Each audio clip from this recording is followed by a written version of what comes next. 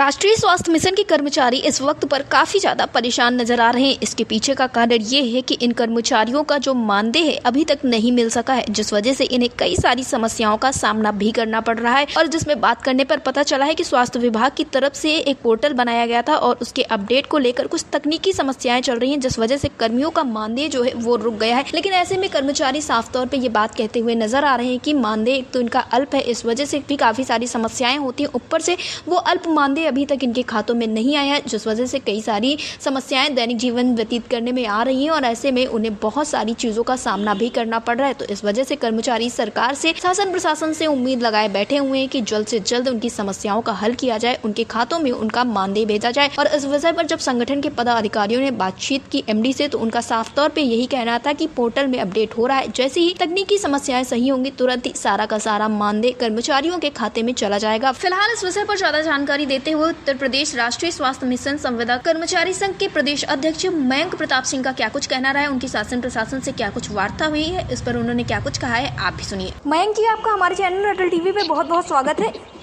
धन्यवाद। मयंक जी, जैसा कि देखने को मिल रहा है कि इस वक्त पर जो एनएचएम के कर्मचारी हैं वो काफ़ी ज़्यादा परेशान नजर आ रहे हैं। इसके पीछे का कारण ये है कि इनका जो मानदेय या यूँ कहें कि इनका वेतनमान है वो अटका हुआ है। आखिर इसके पीछे क्या त्रुटि पाई जा रही है, किस वजह से आखिरकार इतनी देरी हो रही है मानदेय को लेकर? एक्चुअली में क्या है कि 1 महीने पहले ये पत्र के माध्यम से अवगत कराया गया था स्टेट से जी कि ये जो हमारा पोर्टल है, जिस पोर्टल के थ्रू हमारा पेमेंट होता था जी, तो उसको परिवर्तन करके उसे इसमें स्पर्श पोर्टल में कन्वर्ट किया जा रहा था जी। तो जिससे कि जो सैलरी आती है, जैसे परमानेंट एम्प्लॉइज की सैलरी आती है ट्रेजरी से जी, उसी से जो है एनएचएम एम्प्लॉय की भी सैलरी शुरू हो जाएगी जी। तो उन्होंने बोला था पिछली बार कि 31 जुलाई तक जो है अपना सैलरी निकाल लें, नहीं तो पेमेंट अटक सकता है और महीना पूरा लग जाएगा फिर जी जी। तो उस समय तो हो गया वो पेमेंट, थोड़ा लेट भी 2-3 तारीख तक सब हो गया था, उसके बाद ही शुरू हुआ जी। अब जो है इनका था कि इस बार निबट जाएगा 31 अगस्त तक जी, लेकिन 31 अगस्त तक ना बैठ के अभी तक वो चल रहा है। मेरी अभी मैडम से बात हुई थी, एमडी मैडम से खुद, तो एमडी मैडम ने ये बताया कि बजट जो है फाइनेंस डिपार्टमेंट में अंडर प्रोसेस है जी। और जो चूंकि ये स्पर्श पोर्टल जो है लॉन्च हुआ है जी, तो इसकी जो ट्रेनिंग है हमारी वो भी अंडर प्रोसेस है अभी जी जी। और उन्होंने ये भी बताया कि ये हमारे स्टेट में नहीं है जी, ये जितने भी स्टेट हैं ये प्रॉब्लम सब में चल रही है स्पर्श पोर्टल की, ये सब में लॉन्च हुआ है और सब जगह हो रहा है। सैलरी की रिगार्डिंग प्रॉब्लम सभी जगह जो एनएचएम एम्प्लॉय भुगत रहे हैं सभी स्टेटों में।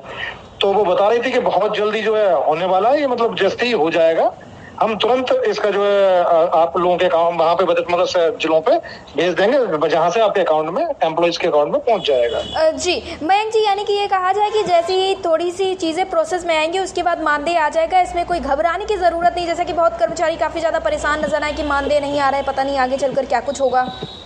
नहीं, घबराने की बिल्कुल जरूरत नहीं है। मैंने भी अपने कर्मचारियों को बोला है इस चीज के लिए कि बिल्कुल भी टेंशन लेने की जरूरत नहीं है। बराबर उच्च अधिकारियों के संपर्क में हम रहते हैं इसीलिए कि ताकि वहां से जो भी प्रॉब्लम हमारे एम्प्लॉयज को होती है तो अपना उनसे बात करके, वार्ता करके जो उन तक पहुंचाया जाए, इसके लिए माध्यम बने हुए हैं, उसमें कोई घबराने की जरूरत नहीं है। बस ये है, और इतना भी मैं बता दूंगा, अभी कल मुझे पता चला था कि सिक्किम जो है वहां पे ये व्यवस्था मतलब ये पोर्टल जो है इसका काम कंप्लीट हो गया है वहां पर। और हाँ, तो अब जब वहां पे कंप्लीट हुआ है तो धीरे धीरे मेरे ख्याल से जल्दी हफ्ते भर में सब जगह कंप्लीट हो जाएगा और मानदेय सबका पहुंच जाएगा। मैंने वहां पे रखी हुई ये बात, मैंने कहा हमारे कर्मचारी जो है एज अल्प वेतन भोगी हैं और जो कि अपना किस्तें विस्तें भरना होता है, स्कूल की फीस भरना होता है। मेरे पास बहुत फोन आ रहे हैं कि सर स्कूल की फीस के लिए फिर कहाँ से हमें उधार लेना पड़ेगा या किस्तों के लिए कहाँ से उधार लेना पड़ेगा। तो ये सब मैंने बातें रखी मैडम के सामने। तो मैंने ये भी रखा, मैंने कोई वैकल्पिक व्यवस्था इतने हो तो उससे आप करवा दीजिए, बाद में ये हो जाएगा, फिर तो सही हो ही जाएगा सुचारू मानदेय ट्रेजरी से। तो उन्होंने बोला कि देखो हम देख रहे हैं लेकिन अब ये कंप्लीट होने ही वाला है, और जितना जल्दी हमारी कोशिश हो जाए, नहीं तो हम देख लेंगे ऐसा कुछ भी होता है तो। लेकिन ये घबराने की जरूरत नहीं है किसी को कि सैलरी कहीं अटक जाएगी, क्या हो जाएगा, पूरा मानदेय एक दिन का सबके खाते में पहुंचेगा और जल्द पहुंचेगा जी। मयंक जी, जैसा कि आपने बताया कि बस थोड़े ही दिनों में मानदेय जो है वो कर्मचारियों के खातों में आ जाएगा, लेकिन आप जानते हैं कि अल्प मानदेय, जैसा कि आपने भी बताया कि कई सारी ऐसी जरूरतें पड़ रही हैं और खबरें भी निकल कर सामने है कि बच्चों के स्कूल की फीस भरने में दिक्कतें आ रही हैं लोगों को। इस वक्त पर काफ़ी सारी समस्याओं से सभी कर्मचारी जूझ रहे हैं। तो क्या जब आपने विकल्प की बात कही तो उस पर कुछ नहीं कहा गया महानिदेशक की तरफ से?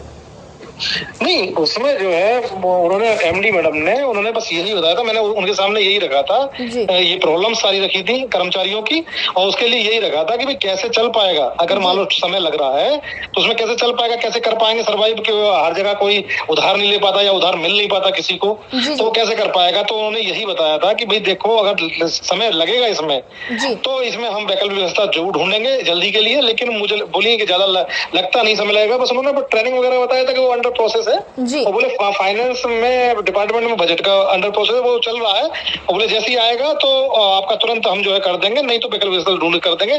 बहरहाल जल्दी हम भी सोच रहे हैं, हम भी कोशिश में है कि वो जल्दी से जल्दी हो, क्योंकि इनका भी मानना ये था कि सितंबर फर्स्ट वीक तक जो है कंप्लीट हो जाएगा। जी हाँ, मैं जी एयरटेल टीवी से जुड़ने के लिए धन्यवाद। बहुत बहुत धन्यवाद।